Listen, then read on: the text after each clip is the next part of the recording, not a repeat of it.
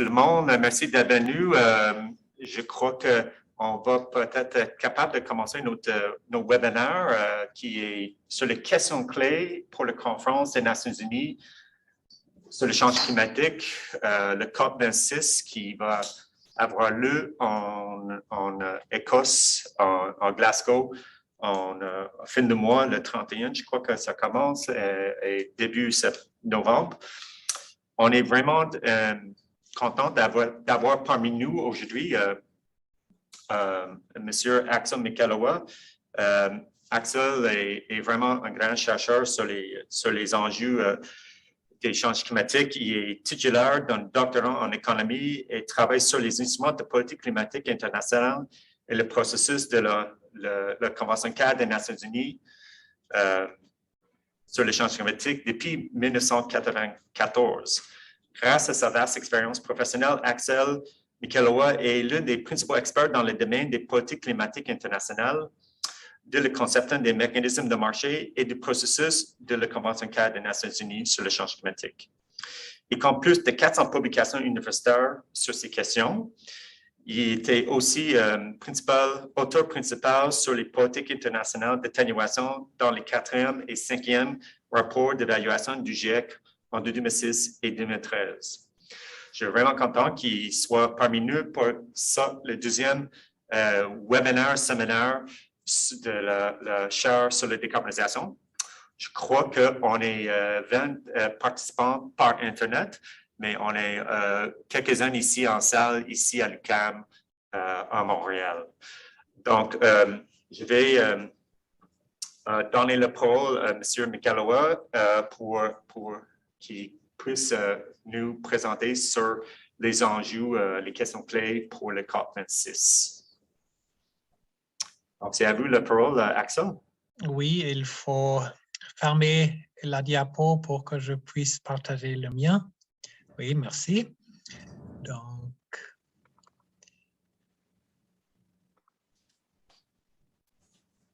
merci beaucoup. Donc, j'espère que vous voyez la diapo correctement. Ça s'affiche? Oui. D'accord, merci. Donc, comme Marc a déjà évoqué, je suis les négociations internationales sur les changements climatiques. Depuis le commencement, j'ai assisté à la première COP à Berlin en 1995 et j'ai raté seulement 2 depuis. Donc, c'est pour moi naturellement intéressant de voir après un délai de 2 ans une COP qui arrive. Juste pour faire le cadre, la dernière COP qui a vraiment pris des décisions importantes date de Katowice en Pologne 2018, parce que c'était la COP qui était censée de formaliser la réglementation sous-jacente à l'accord de Paris. Comme l'accord de Paris, vous connaissez, c'est un accord cadre d'une 30aine de pages et il faut opérationnaliser chaque article.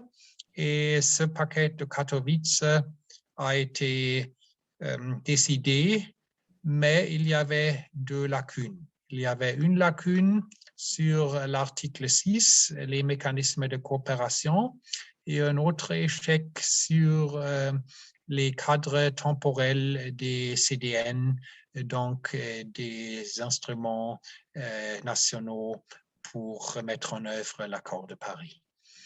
Donc, la COP en 2019, elle était censée d'avoir lieu au Santiago de Chili, mais il y avait les émeutes, donc elle a été déplacée vers Madrid en Espagne à la dernière minute. Et le problème, les Espagnols avaient vraiment bien organisé sur place, mais la présidence chilienne n'était pas capable à vraiment mobiliser les décideurs politiques. Donc, il faut dire que la COP de Madrid a échoué à résoudre les problèmes qui restaient de Katowice. Donc, pour 2020, on avait décidé d'avoir la COP au Royaume-Uni, à Glasgow. Et la Grande-Bretagne s'était vraiment engagée déjà dès 2019 à embaucher des experts pour chaque grande ambassade du Royaume-Uni pour mobiliser une vraie offensive diplomatique. Donc, c'était bien parti, mais on avait l'année, ce que j'appelle l'année longue pandémique 2020-2021. Donc, en 2020, on n'a rien fait, on peut dire. En 2021, on avait commencé avec les négociations virtuelles. On a eu cette réunion en juin et on a commencé à avoir des interactions qui étaient d'envergure, mais quand même, naturellement, il était impossible de prendre des décisions. Un avantage important de cette année longue pandémique, c'était que les États-Unis, avec le changement de gouvernement et M. Biden comme président, ont fait un retour fort sur la scène internationale. Ils ont tenu le grand sommet en avril, où une quarantaine de chefs d'État s'est prononcé sur la question d'atténuation et ils ont envoyé M. Kerry, qui déjà avant Paris a joué un rôle très important pour mettre en œuvre l'accord de Paris. Et donc, on doit dire que sur le niveau international, on a vu des progrès qui sont intéressants. Mais naturellement, il faut dire que la COP est vraiment une COP sous haute tension parce qu'elle doit délivrer sur plusieurs fronts. Et aussi, naturellement, la crise COVID qui continue, qui s'atténue un peu dans les pays industrialisés, mais qui continue à sévir dans les pays en voie de développement, complique les préparatifs parce que si un seul pays dit qu'il n'est pas bien représenté, ça risque d'éclater la COP entière. Donc, et on a vu les ONG qui disaient il y a 3-4 semaines que la COP devait encore être reportée, mais le Royaume-Uni, maintenant, je pense que le point de non-retour a été passé, elle va avoir la COP. Vous voyez sur la diapo le grand centre de conférence de Glasgow, les dernières technologies. Donc, oui, on est en train de finaliser tout sur place. Donc, quels sont les enjeux de la présidence? Les COP qui ont un succès ont toujours une présidence qui s'engage et qui aussi est prête à fournir il y a des éléments qui facilitent la prise de décision. Tous les grands COP ont eu, par exemple, des financements qui sont importants pour une gamme importante des pays. La COP de Kyoto, la COP de Paris, c'était tous lié à des engagements importants du pays hôte. Et ce que M. Johnson a annoncé au sommet de John Biden, que les 4 grands sujets seraient le charbon, les voitures, l'argent et les arbres. Et donc, c'est ce qu'il voulait avoir des progrès sur l'élimination du charbon dans la production d'électricité, des avances sur les voitures électriques, de l'argent supplémentaire international finance-climat et aussi des activités pour arrêter la déforestation. Et un 5e sujet, c'est ajouté à ces 4 sujets récemment, la réduction des méthanes. Donc, ce que le Royaume-Uni entreprend actuellement, c'est trouver ces coalitions en dehors de l'agenda formel, parce que c'est toujours, disons, un atout si on n'arrive pas à avoir des progrès formels, de dire oui, mais on a commencé une initiative spécifique Et je pense que cette initiative de méthane, elle a vraiment pris de l'ampleur juste dans les dernières semaines où à peu près une trentaine de pays s'est engagé sur une réduction de méthane par 30% à 2030. Le grand problème avec ces initiatives, c'est naturellement toujours comment ils sont liés aux engagements formels. Par exemple, la plupart des CDN révisés des pays qui maintenant se sont adhérés à cette initiative de réduction des méthanes, ils ne parlent pas du méthane vraiment. Donc, quel est, disons, l'état des lieux, la formalité de ces engagements? Donc, c'est difficile. Ensuite, le Royaume-Uni est vraiment très fier sur son approche à la situation zéro net vers 2050. Donc, son système de budget supplémentaire de 5 ans chacun. Donc, l'approche nationale pour des politiques d'atténuation, elle est bien développée, donc elle veut naturellement mettre ça sur l'écran mondial. Et aussi, lié à ce sujet de réduction des déforestations, toute cette gamme des solutions basées sur la nature, cette terminologie très à la mode, qui fascine aussi les marchés volontaires de carbone. C'est quelque chose où l'Angleterre va vraiment se mettre. Et ensuite, tous les aspects du captage de carbone industriel, parce qu'il y a plusieurs pôles industriels au Royaume-Uni qui maintenant s'engagent à développer une politique de captage de CO2, de transport pour enfouissement géologique, et aussi la plus grande centrale au charbon au Royaume-Uni. Elle maintenant envisage de se convertir en combustion de biomasse et aussi enfouissement géologique. Donc, c'est un aspect qui sera très intéressant parce que aussi sur le continent européen, on a maintenant beaucoup d'intérêt sur cette question CCS, captage du carbone. Ensuite, il y a naturellement l'agenda formel. Et là, il y avait une lettre formelle de la présidence britannique aux pays participants qui a fait une liste de 13 éléments importants. J'ai essayé de les maintenant mettre dans certaines définitions un peu plus larges. Donc, le premier aspect, c'est l'ambition consistante avec la cible d'1,5 degré, avec deux aspects sous-jacents.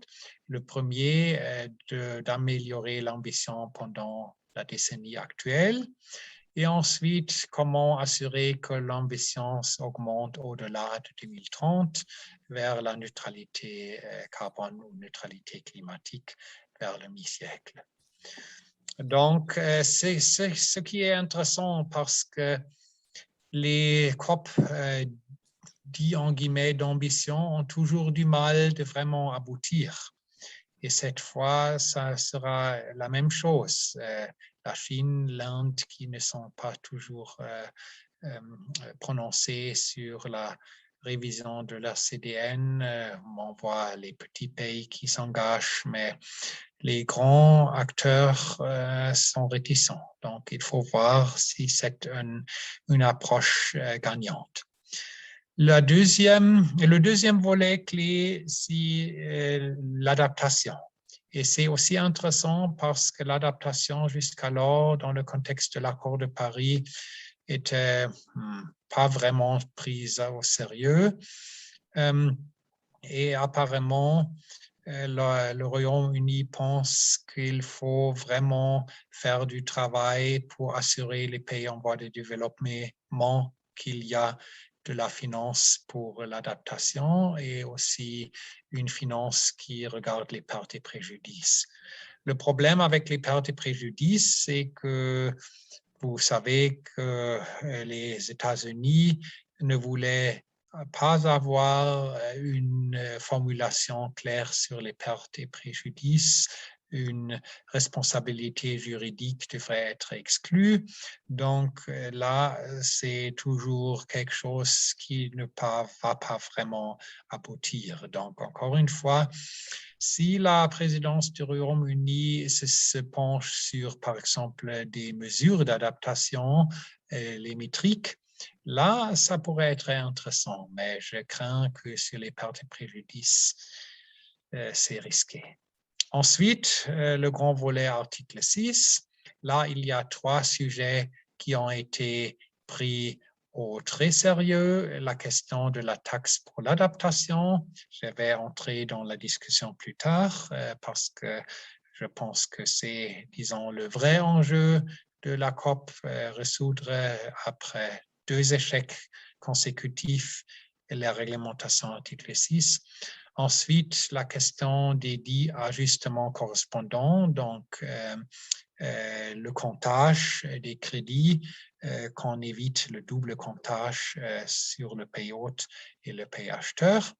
Et ensuite, la transition des crédits d'émission délivrés sous le mécanisme pour un développement propre. Ensuite, le grand volet finance, un volet très épineux. L'année dernière, 2020, était l'année cible pour les fameux 100 milliards de la finance climat internationale. On va discuter quel est l'état des lieux pour achever cette finance. Ça semble pas très bien bon, le décomptage final. Ensuite, lié à la question d'adaptation, que la finance d'adaptation reste toujours beaucoup inférieure à la finance atténuation. Et ensuite, formellement, cette COP va démarrer les négociations sur la nouvelle cible finance internationale climat post-2025. Et ça sera très difficile parce qu'il est clair, après la crise pandémique, la disponibilité de la finance internationale n'est pas vraiment très bonne. Donc, ce seront des négociations très, très acharnées. Et finalement, la transparence, là, on avait tranché à Katowice, mais maintenant, il faut trancher sur les formats spécifiques. Et ensuite, la question du calendrier commun des CDN, ce qui reste aussi ouvert du paquet de Katowice. Donc, on avait maintenant cette pré-COP à Milan, où 50 ministres ont négocié pendant trois jours, et il y avait des groupes de travail sur tous ces sujets-là. Il y avait la jeunesse mondiale qui a vivement critiqué l'approche des États, mais apparemment, en situation pandémique, les médias n'ont pas repris vraiment cet intérêt pour la grève climat, Madame Thunberg. Donc, il faut voir comment ça joue dans le contexte de la COP. Donc, comme je disais, les CDN, l'ambition, c'est un enjeu majeur.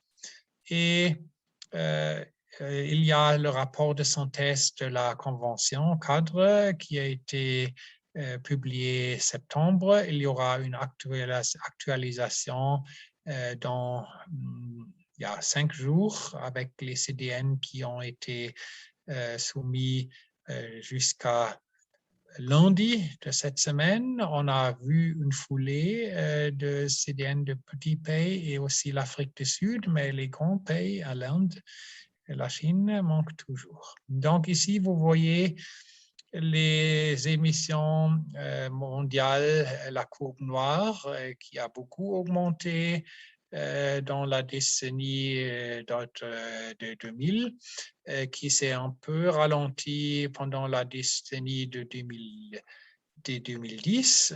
On a naturellement vu l'effet massif de la crise Covid en 2020, mais il y a certainement le rétablissement des émissions cette année. Et vous voyez les éléments bleus. Donc, si on regarde les CPDN, les versions provisoires avant Paris, c'était dans ma vue le business as usual, donc une progression des émissions, augmentation nette. On voit cette petite flèche qui démontre l'amélioration des CDN maintenant, mais vous voyez que peut-être, et maintenant ce sont les CDN, c'est la partie conditionnelle et la partie inconditionnelle. Donc, on voit un léger fléchissement pour 2030, mais pas vraiment la tendance qui se renverse. Donc, on voit une amélioration, mais l'amélioration n'est pas suffisante pour atteindre la cible d'1,5 degré. Et ce qui est vraiment intéressant, parce que ce qui compte dans mon point de vue, c'est l'aspect inconditionnel des CDN. Donc, vous voyez, avec l'inconditionnel, on arrive juste à une stabilisation des émissions au niveau mondial. Si on a le conditionnel, on va commencer une réduction légère. Mais j'ai travaillé sur pas mal de révisions des CDN dans plusieurs pays en voie de développement, des pays qui sont connus d'être pionniers, comme le Maroc, l'Éthiopie. Et ce qui est très clair, que la conditionnalité, ils attendent des milliards et des milliards. Je ne sais pas d'où ces milliards viendront. Donc, ce qui est réellement sur la table, c'est ici la partie gauche de cette diapo. Donc, si tout va bien, une stabilisation, mais rien de plus. Donc, et vu que vous connaissez les courbes du GIEC, qu'il faut vraiment commencer la descente pendant cette décennie. Donc, le Royaume-Uni, la présidence a raison qu'il faut faire quelque chose, que ce n'est pas suffisant, mais comment y arriver? C'est le grand défi. Ici, le rapport de synthèse est très net. Vous voyez les courbes 1,5 degrés, oui, avec une probabilité forte. Donc, c'est la courbe la plus basse. Donc, la courbe 1,5 degrés avec, oui, un excédent qui sera rétabli à la fin du siècle, qui est déjà risqué, et le 2 degrés, et on reste loin de tout cela. Donc, un problème grave, ce qu'il faut dire. Maintenant, le deuxième aspect, le volet finance-climat. Ici, je prends le rapport officiel de l'OCDE sur la finance-climat, un rapport qui rassemble des rapports des différents pays. Vous voyez, le développement, on voit une augmentation quelconque entre les années 2013-2014 jusqu'à l'année 2018-2019, mais on reste loin des 100 milliards. Donc, il y a un écart de 20 milliards. Et il faut aussi avouer que la base des calculs, elle est pas vraiment convaincante parce qu'il y a pas mal de pays industrialisés qui utilisent ce calcul. Il y a Gross qui regarde les prêts d'une valeur faciale, tandis que l'OCDE, pour l'aide au développement, nécessite un calcul d'équivalent dons. Et si on maintenant utiliserait ce calcul, là, on serait beaucoup inférieur à 80 milliards. Et il y avait un échange entre l'Inde, le ministère des Finances indien et l'OCDE sur la validité de ces chiffres-là. Et l'Inde disait, En réalité, la finance climat internationale, c'est un 10e des chiffres de l'OCDE. Donc, c'est quelque chose qui est vraiment explosif et les discussions à Glasgow seront très difficiles. Et encore, le même rapport de l'OCDE, si on regarde la répartition pour l'atténuation et l'adaptation, on voit toujours il y a une augmentation relative de l'adaptation. Ça double entre 2016 et 2019, mais la part reste toujours beaucoup inférieure à 50%. Donc, encore un grand défi. Et ici, comme j'ai dit, quelle est la part des dons, quelle est la part des prêts? On voit que les dons, ils augmentent d'une façon légère, mais la prêt, c'est la plupart. Et encore une fois, si on utilise l'équivalent dons des prêts, le total n'est pas vraiment très, très impressionnant. Donc, oui, il y a quelque chose sur la table. Maintenant, je veux aller dans le détail pour les questions de l'article 6, parce que du point de vue formel, c'est l'aspect le plus important à résoudre à Glasgow. Donc, on a maintenant à peu près 15 ans d'expérience avec les mécanismes de marché de carbone internationaux, le MDP, mais aussi les autres mécanismes entre pays industrialisés. Ces mécanismes ont fonctionné d'une façon assez convaincante jusqu'à peu près 2012. Ensuite, il y avait une pénurie de demandes pour les crédits, donc les prix se sont effondrés et il y avait beaucoup de critiques des ONG, mais il faut dire en vérité que la réglementation des mécanismes s'est beaucoup développée, même dans la décennie passée où il n'était pas vraiment actif. Donc, beaucoup de critiques des ONG sont obsolètes. Ils étaient justes en 2006, 2007, 2008, mais ils ne sont plus justes en 2018, 2019. Donc, avec cette morosité sur le marché international, beaucoup d'observateurs pensaient que l'accord de Paris ne ferait pas référence au mécanisme de marché, mais l'article 6 a été mis dans l'accord de Paris et c'était une vraie grande surprise. Et comme j'ai dit, on n'était pas capable à s'accorder sur la réglementation spécifique. Donc, juste pour démontrer quels sont les éléments clés de l'article 6, il y a l'article 6.2, donc en français formel, démarche concertée. Ça, ce sont des approches bilatérales. Donc, on a un transfert des résultats d'atténuation au niveau international, RATI, en anglais, la sigle c'est ITMO. Le terme francophone ne s'utilise pas beaucoup, mais il existe. Donc, c'est très semblable à la mise en œuvre conjointe sous le protocole de Kyoto, avec la première voie où il n'y avait pas de réglementation internationale. Donc, l'article 6.4, qui n'a pas de vrai nom, il y a quelques gens qui l'appellent mécanisme de développement durable, mais ça n'a pas pris. Donc, tout le monde l'appelle le mécanisme de l'article 6.4, ce qui n'est pas vraiment beau, mais oui, c'est maintenant ce qui se développe. Donc, c'est un mécanisme avec une supervision internationale. Donc, il y a un organe formel de supervision. Et il y a un peu de discussion quel sera le rôle des pays participants et quel sera le rôle de cet organe de supervision. Mais en général, il y a une tendance que ça ressemble beaucoup au MDP, ou la mise en œuvre conjointe, la deuxième voie qui était aussi assujettie à une réglementation internationale.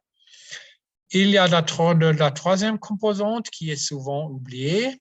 Ce sont les mécanismes qui ne sont pas fondés sur le marché, mais on n'a pas beaucoup travaillé là-dessus parce que c'était la demande de la Bolivie et certains pays socialistes de l'Amérique latine d'avoir un mécanisme non marché.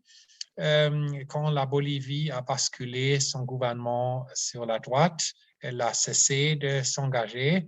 Maintenant, comme Evo Morales est de retour, il y a exactement la reprise de la position originale. Donc, la Bolivie toujours se penche sur l'article 6.8. Mais les autres pays ne s'intéressent pas beaucoup. Et donc, il y a une gamme de sujets difficiles dans le contexte de l'article 6. Donc, il y a la question des ajustements correspondants. Il y a aussi la question des différents types de CDN, comment résoudre cela pour la comptabilisation. Ensuite, il y a la question de transition du MDP et il y a la question de la taxation des transferts des RATI pour financer des mesures d'adaptation. Ensuite, il y a quelques questions supplémentaires, mais je ne vais pas aborder en détail. Et donc, les ajustements correspondants. La grande question, il y a plusieurs pays qui disent qu'il ne faut pas faire la comptabilisation sur les deux côtés. Il faut continuer l'approche qu'on avait sous le MDP où le pays vendeur ne devait pas faire une comptabilisation, mais la plupart des pays n'acceptent pas cette position. Mais il y a une position plus fine. Si la CDN ne couvre pas l'économie entière, on pourrait dire si maintenant il faut faire une comptabilisation complète pour les mesures qui entrent l'article 6 de ces secteurs, ça serait de facto une extension de la CDN.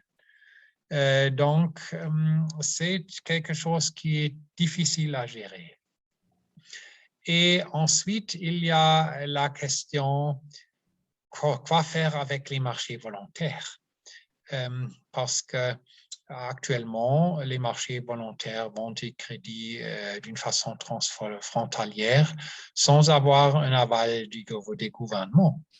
Mais il y a une tendance forte, au moins pour l'article 6.2, de demander les ajustements correspondants pour l'ensemble des transferts. Donc, le marché volontaire qui n'est pas assujetti à l'article 6.4, quoi faire avec cela? Et c'est un aspect qui a pris beaucoup d'ampleur dans les 6 mois passés. Ensuite, il y a la question de la taxe d'adaptation. Sous le MDP, on a collecté 2% des crédits en réel, et ces crédits ont été vendus pour financer le fonds d'adaptation. Vous voyez là sur la partie droite que il y a cette vente des crédits a collecté pas mal d'argent, mais il y avait aussi une collecte de fonds pour l'administration du MDP. Et le problème, c'était que parce que cette taxation pour l'administration était en espèces, elle a toujours remporté quand le prix de marché MDP avait déjà baissé. Donc, vous voyez la courbe bleue sur l'aspect inférieur à droite. Elle montait, tandis que la courbe en orange, qui démontrait le volume de taxation pour l'adaptation était déjà à peu près zéro en 2013. Donc, c'est un problème. Donc, maintenant, il y a la grande question, quelle part doit être collectée en nature et quelle en espèces, et aussi naturellement les niveaux. Est-ce qu'on continue avec 2% de valeur des crédits ou est-ce qu'on monte? Et le grand problème, c'est si cette taxe s'applique aussi à l'article 6.2. les démarches coopératives parce que les pays industrialisés disent non, non, il ne faut pas, ça n'a jamais été négocié. Le problème, c'était que sous le protocole de Kyoto, il y a l'amendement de Doha qui a préconisé que la taxe sera collectée sur tous les mécanismes de marché de Kyoto. Donc, l'argument des pays industrialisés n'est pas très convaincant. Donc, et le troisième aspect, c'est la transition des crédits du MDP. Donc, jusqu'alors, on a vu l'émission d'à peu près 2,1 milliards de crédits et à peu près 1 milliard, un peu moins, n'a pas encore été utilisé, donc reste sur le marché. C'est dû à la crise de demande MDP que j'ai déjà évoquée à plusieurs reprises. Les pays industrialisés veulent rayer ces crédits-là, tandis que les pays émergents, l'Inde, la Chine, le Brésil, veulent qu'ils peuvent vendre leurs crédits. Et vous voyez sur la partie droite que beaucoup comptent sur la date d'enregistrement des projets qui en produisent tel crédit. Parce qu'il y a maintenant la discussion, on accepte certains crédits, mais seulement des projets qui ont été enregistrés formellement après une certaine date. Et il y a la discussion des dates 2013, 2016, et on voit que une date de 2013, il reste oui, certains volumes de crédit, peut-être 100 millions, mais pas plus. Et si on utilise la date 2016, il reste très peu, peut-être 10 millions, 15 millions, pas de plus. Et la grande question, est-ce qu'il y a des pays qui seront capables de monter un fonds d'achat des crédits obsolètes pour éviter que les pays émergents bloquent la décision? Finalement, je vais évoquer la transparence. C'est un sujet très technique. Il y a la question comment définir les tables de rapportage. Il faut aussi spécifier les programmes de formation pour la revue des experts de ces tables de rapportage. Et il y a le grand problème qu'on a vu, une lutte très à l'ancienne, comme sous le protocole de Kyoto, que les pays industrialisés veulent que les pays en voie de développement font les mêmes rapports comme les pays industrialisés, tandis que les derniers disent non, il faut avoir une différenciation. Il y a la flexibilité qui est mentionnée dans l'accord de Paris. Et naturellement, on va seulement faire le rapport si on reçoit des dons pour collecter les données. Donc, ça semble très technique, mais c'est très politique au fond. Donc, merci beaucoup et j'attends vos questions et vos commentaires.